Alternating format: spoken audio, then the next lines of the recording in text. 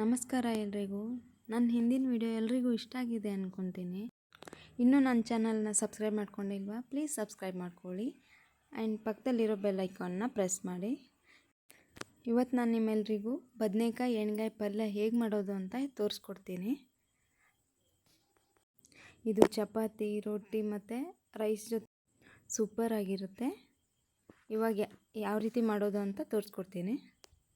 ಇದಕ್ಕೆ ನಾನಿಲ್ಲಿ ಒಂದು ಉದ್ದ ಕಟ್ ಮಾಡ್ಕೊಂಡಿರೋಂಥ ಈರುಳ್ಳಿನ ತೆಗೆದುಕೊಂಡಿದ್ದೀನಿ.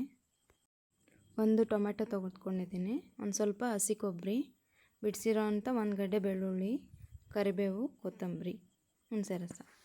ಇವಾಗ ನಾನು ಉದ್ದಾಗಿ ಕಟ್ ಮಾಡ್ಕೊಂಡಿದ್ದೀನಿ ಬದನೆಕಾಯಿನ. ಇದಕ್ಕೆ ನಾನು ಸ್ವಲ್ಪ ಮಸಾಲೆ ಖಾರನ ನಾನು ಮನೆಯಲ್ಲೇ ಮಾಡಿಟ್ಕೊಂಡಿದ್ದೆ. ಇವಾಗ ಒಂದು ಜಾರ್ಗೆ ಒಂದು ಬೌಲ್ ಶೇಂಗಾ, ಹುರಿದಿರೋಂಥ ಶೇಂಗಾನ ಹಾಕಬೇಕು. ಇದಕ್ಕೆ 4 ಟೇಬಲ್ ಸ್ಪೂನ್ ಹುರಿದಿರೋ ಅಂಥ ಗುರಳ್ ಪುಡಿನ ಹಾಕ್ತಾಯಿದ್ದೀನಿ. ಇವಾಗ ಸ್ವಲ್ಪ ಹಸಿ ಕೊಬ್ಬರಿ ಹಾಕಿದ್ದೀನಿ. ಒಂದರ್ಧ ಈರುಳ್ಳಿ ಹಾಕ್ತಾಯಿದ್ದೀನಿ. ಒಂದರ್ಧ ಟೊಮೆಟೊ ಹಾಕ್ತಾಯಿದ್ದೀನಿ.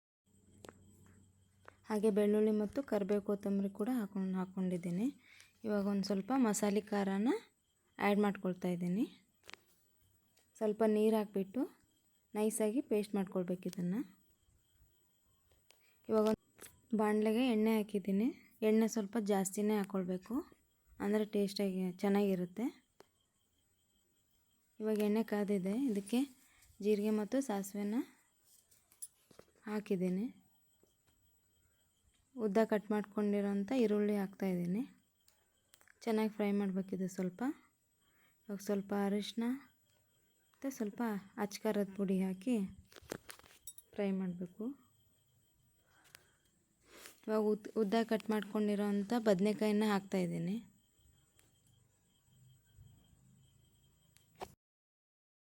ಹಾಕಿ ಒಂದು 2 ಮಿನಿಟ್ಸ್ ಎಣ್ಣೆನಲ್ಲೇ ಫ್ರೈ ಮಾಡಬೇಕು ಚೆನ್ನಾಗಿ. ನಂತರ ಇದಕ್ಕೆ ಸ್ವಲ್ಪ ಹುಣಸೆ ರಸ ಆ್ಯಡ್ ಮಾಡ್ತಾಯಿದ್ದೀನಿ. ಇವಾಗ ಇದಕ್ಕೆ ರುಬ್ಬಿರೋ ಅಂಥ ಮಸಾಲೆನ ಹಾಕಿ ಚೆನ್ನಾಗಿ ಫ್ರೈ ಮಾಡಬೇಕು. ಸ್ವಲ್ಪ ರುಚಿಗೆ ತಕ್ಕಷ್ಟು ಉಪ್ಪು ಹಾಕ್ತಾಯಿದ್ದೀನಿ.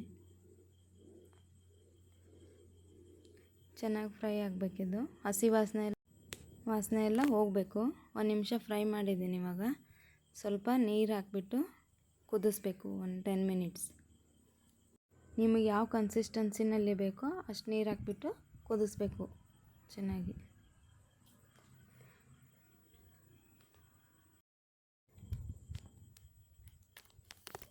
ಇವಾಗ ನಾನು 10 ಮಿನಿಟ್ಸ್ ಕುದಿಸಿದ್ದೀನಿ. ಎಣ್ಗಾಯಿ ಬದನೆಕಾಯಿ ಪಲ್ಯ ರೆಡಿಯಾಗಿದೆ. ಎಲ್ಲರೂ ಈ ರೆಸಿಪಿನ ಟ್ರೈ ಮಾಡಿ ಹೇಳಿ ಹೇಗಿದೆ ಅಂತ.